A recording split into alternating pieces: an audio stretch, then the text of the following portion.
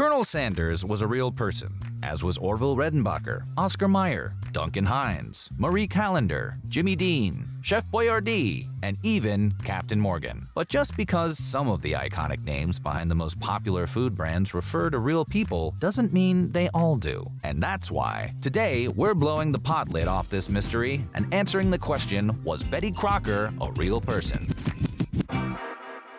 Before we get started, be sure to subscribe to the Weird History Food channel. After that, please leave a comment and let us know what other culinary mascots you would like to hear about. Okay, time for a great big crock of weird history. The history of Betty Crocker starts with the history of General Mills. And General Mills was not, in fact, a general. In fact, General Mills wasn't a person at all. The brand actually started out in 1856 as the Minneapolis Milling Company, founded by Robert Smith, who was a congressman from Illinois and not the singer from The Cure. Smith quickly sold the company to the delightfully named Cadwallader C. Washburn, who partnered up with another miller named John Crosby in 1877 to form the Washburn-Crosby Company. Fast forward to June of 1928, when Washburn-Crosby merged with 3 other mills to become the General Mills Corporation. Today, General Mills manufactures most of the iconic food brands there are. Examples include Gold Medal Flour, Bisquick, Cheerios, Chex, Cocoa Puffs, Fiber One, and of course, Betty Crocker. In 1921, Washburn-Crosby ran a contest in the Saturday Evening Post whereby customers could win a pincushion shaped like a bag of flour by completing a puzzle. It sounds pretty ho-hum by today's home entertainment standards, but back then, the contest was so popular, the company was deluged by letters from customers who suddenly wanted all kinds of baking advice. Recognizing an opportunity when they saw it, Washburn-Crosby deployed an expert to respond to all those letters, an expert named Betty Crocker. Personable and positive, Betty had an encyclopedic knowledge of all things cooking and kitchen related, making her something like the Martha Stewart of her day. She answered thousands of letters a week and wrote a line of best-selling cookbooks. In 1924, Betty became the star of radio's very first cooking show, the Betty Crocker Cooking School of the Air. And starting in 1929, she began dropping Betty Crocker coupons for flatware into bags of flour. Those coupons became wildly popular with housewives, who would save them in efforts to build collections of the special flatware they could be redeemed for. In 1937, those coupons would start appearing right on the boxes of hundreds of General Mills products. And though the rewards they could be exchanged for changed a bit over the years, they remained there until the program was discontinued in 2006. The first General Mills product to sport Betty's image was Soft-to-Silk cake flour in 1937. But of course, given her immense popularity, it was inevitable that the company would start putting out products with Betty's own name on them. And the first official Betty Crocker food product was a packaged noodle soup mix, released in 1941. Then, in 1947, they would release the first iteration of the product Betty is most associated with today, cake mix, and Betty brought enough cake for the whole class. Betty would also support the war effort in the 40s by producing a guide that helped housewives adjust their meal plans for wartime rationing. And in the 1950s, she would become a staple on network television, appearing in shows like The Betty Crocker Television Show and The Betty Crocker Star Matinee. Over the decades, Betty's sphere of influence grew, and she was soon a go-to authority on everything from economics to marriage to love. In 1972, she would even start to share her ideas on a wide variety of topics, including dinner parties and decorating, in her own lifestyle magazine called Sphere, the Betty Crocker magazine. But who was Betty Crocker, and what do we really know about her?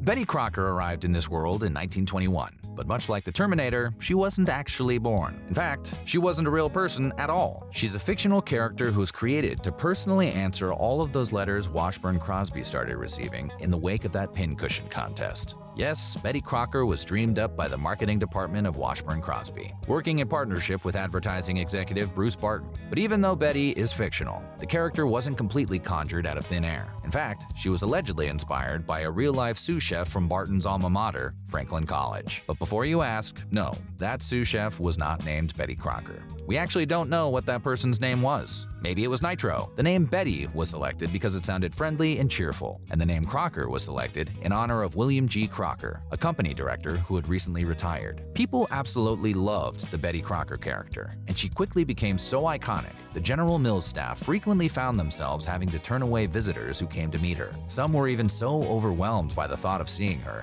they actually cried. It happened often enough that they started keeping extra tissues in the office, just in case. In fact, according to a 1945 article in Fortune magazine, Betty received somewhere in the neighborhood of 5,000 letters a day and was the second most recognizable woman on Earth, behind only Eleanor Roosevelt. She was so beloved that the very same article actually outed her as a fictive person, and no one cared. The public loved Betty so much, it didn't matter if she was real or not.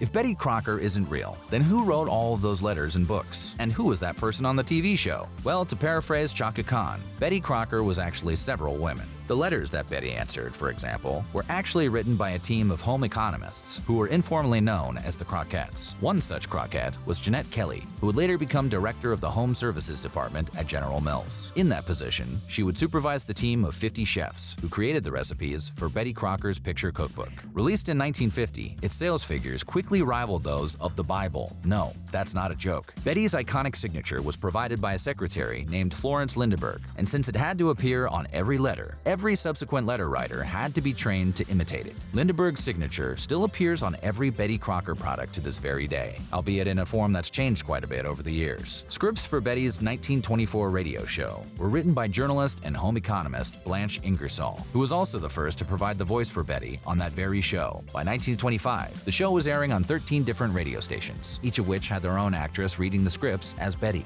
Starting in 1926, home economist Marjorie Child Husted became the head of the aforementioned Home Service Department, which would soon be renamed the Betty Crocker Homemaking Service. Husted took over writing the radio show and also became Betty's official voice, a role she kept playing until 1936. The show went on to be one of the longest-running programs in the history of radio, with over 1 million listeners, which at the time was absolutely bananas. Husted, who believed her work gave women a greater sense of importance, has long been credited with molding the character into the most successful culinary authority of her day. In 1948, President Harry Truman even awarded her the Woman of the Year award from the Women's National Press Club in recognition of her pioneering work, an honor she shared with Eleanor Roosevelt and Grandma Moses.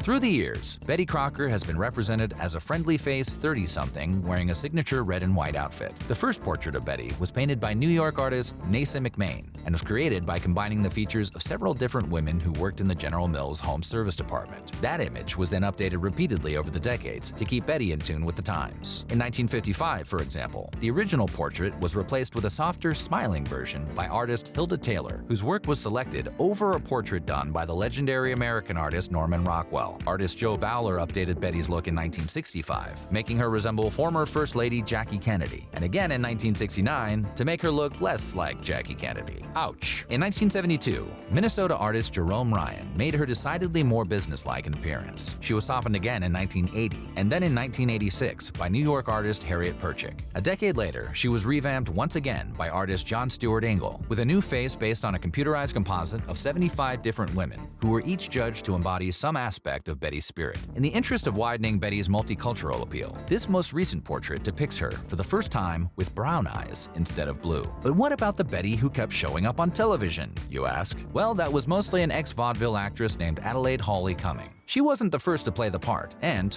unlike some of the women she replaced, she didn't really know anything about cooking. Nonetheless, she started playing the character for General Mills in 1949, appearing on Betty's eponymous shows, as well as other popular fare like The George Burns and Gracie Allen Show. Earning the title America's First Lady of Food, Cumming was so closely identified with the character of Betty Crocker that in 1950, General Mills extended the Betty Crocker trademark to cover her fully dimensional live-action personification. It is believed to be the first time any such live-action trademark was granted for a corporate mascot. Cummings' run as Betty would finally come to an end in 1964, however, when General Mills decided to go with a new marketing strategy.